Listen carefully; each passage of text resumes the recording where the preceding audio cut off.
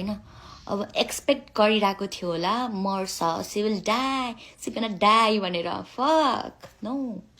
body म चाहिँ यस्तो नो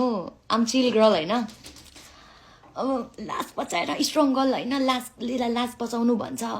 पनि भनेको थियो अनि त्यो कमेन्ट चाहिँ केटीले गरेको थियो क्या सुन बहिनी यता सुने तिम्रो लागि सानो मेसेज हैन तिमीले पनि गरेको होला भन्दिन गरेको छौ भनेर गरेको होला गर्न सक्लाउ हैन प्लिज के भन्छ बी अवेयर हैन ख्याल राख्नु अब मेरो इन्सिडेन्ट देखेपछि त तिमीले डेफिनेटली त्यस्तो गर्दैन